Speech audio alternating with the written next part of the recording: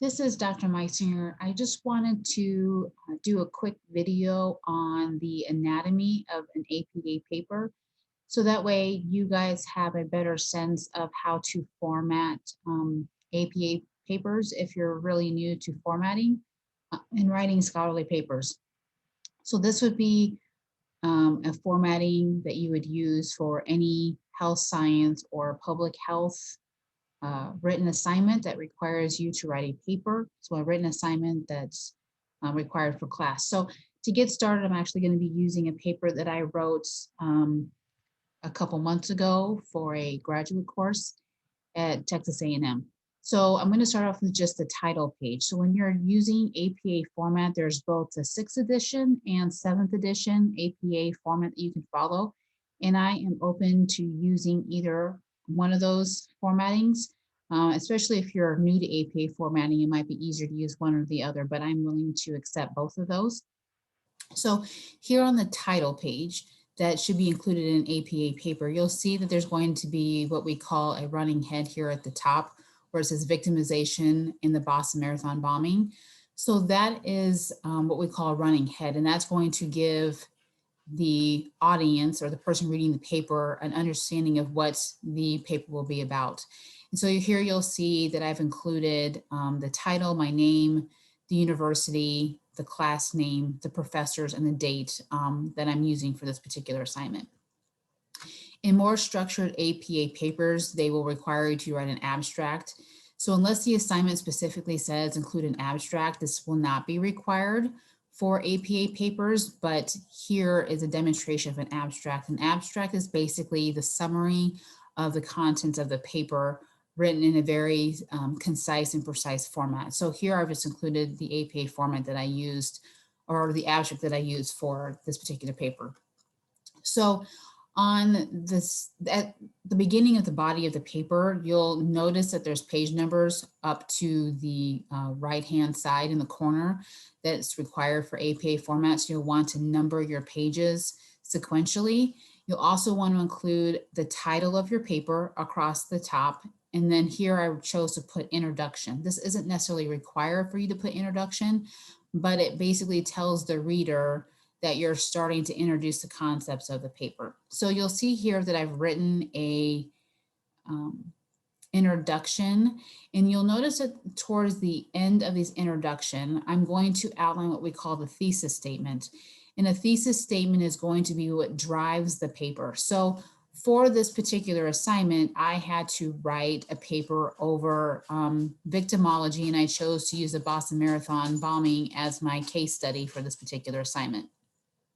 So why this is important to you is that when you are writing a thesis statement, which every introductory paragraph should include, usually will begin with, this paper will provide, this paper will discuss, this paper will examine. Those are key words that usually begin a thesis statement that you would use for a health science paper or public health paper.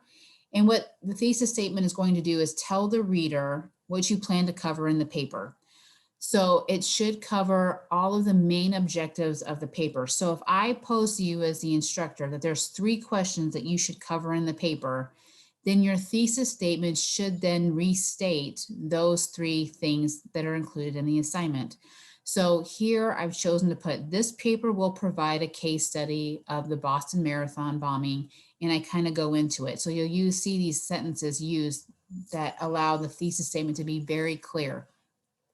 So when you're looking at the feedback that I provided you for your papers, if you see something that says you must provide a clear thesis statement, what I'm looking for is this paper will discuss, this paper will provide, this paper will do what.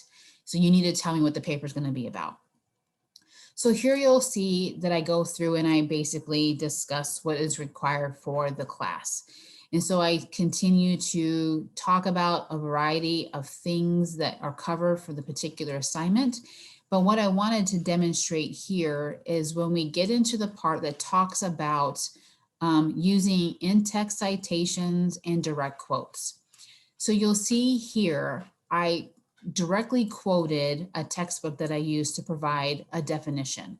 So when you're doing maybe like a definition of health services research or a definition related to epidemiology. You'll notice that I have here is a statement and then direct quotes, because I'll use parentheses and quotations. And you'll see that I've included the direct quotes here. And then here it'll show the page number and the year and the author's name. So for every direct quote, you should see a page number associated with it. So that's going to be required when you're actually direct quoting a source. As you scroll down, you'll see here where it says Bergen, 2015. That's an example of an in-text citation.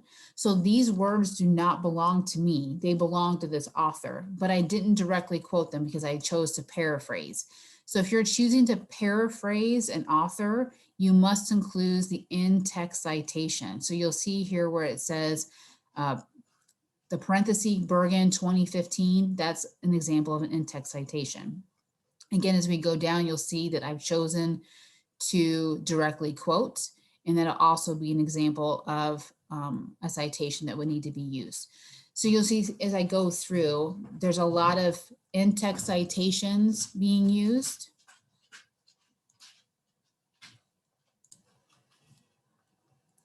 There's a lot of what I consider running or headings used throughout the paper. So you'll see here, as I've been scrolling, you'll see here where I have literature review. That's going to be an example of a level 1 heading that is used to organize the paper. This is a structure that's used in APA formatting to kind of organize the papers. So while this is a little advanced for this particular class, I would expect that as you move forward in some of the programming, that you consider using level 1 headings to organize the structure of your paper. So again, I'm just kind of showing you, again, more in-text citations and how they can use at the beginning of a paper. So if you are paraphrasing a sentence that's used from an article, so you've chosen a scholarly article and you're going to paraphrase something that is said, you may want to introduce it at the beginning. So sometimes you can use an in-text citation at the beginning of a sentence, in the middle of a sentence, or even at the end. So here I've chosen to say Bretzi and Cohen in 2013 examined whether crime levels in a city in South Africa change on game days compared to non-game days. So again, the evidence is saying that I'm using these particular authors to prove my point, but I'm also giving them credit. So anytime you are using a source and you don't give the authors credit for it, and say, I run it through a system to check for plagiarism, that is considered plagiarism. So when you use other people's words as your own and do not cite them accordingly, that can be an example of plagiarism, which is not acceptable in this particular course or in the program. So I take that very seriously. So please, as we move forward, make every intention to adequately cite your sources. And if I do say that there's some concern for plagiarism, I will let you know that in the feedback. So I do take that seriously. So I'm hoping that you guys will do a good job of trying to detract from doing that.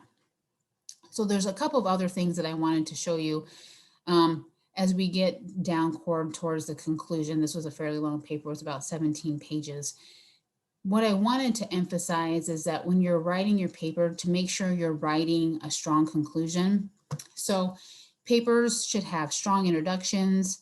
The body of the paper should demonstrate the assignment objectives, but the conclusion is just as important as the introduction because you want to round out and close out your paper.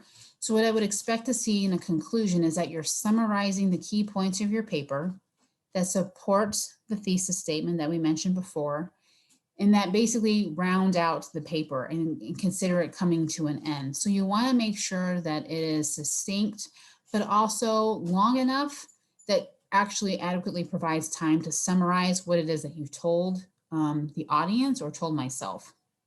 So a decent conclusion generally does not bring up any new topics. Again, the conclusion is a concluding statement. So there should be no new information presented in a conclusion.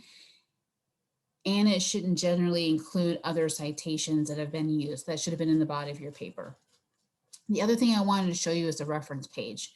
So you'll see here I've used quite a few references, probably 20 or more, but notice the variety of the formatting presented here. So it can be very challenging to write in APA, especially formatting APA reference pages.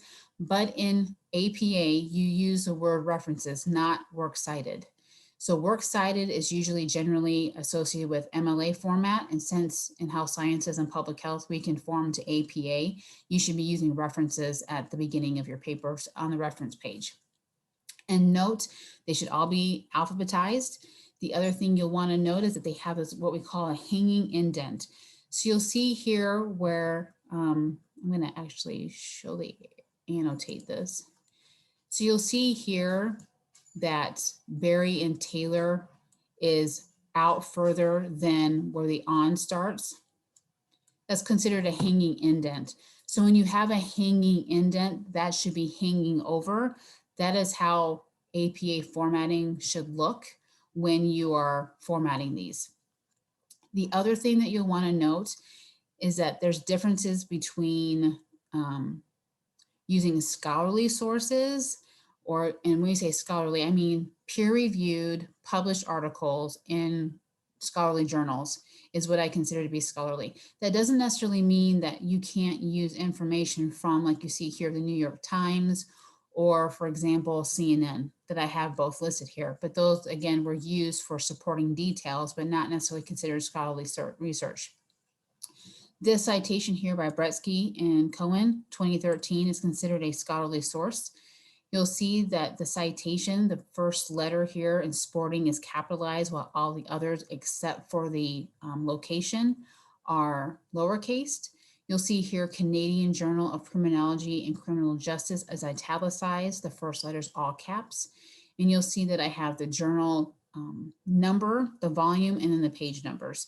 So again, every citation is going to be a little bit different depending on whether or not it has journal numbers, issue numbers, and the like. So you'll want to use if you have an APA book, I'd highly recommend, or a shortcut book, Purdue OWL.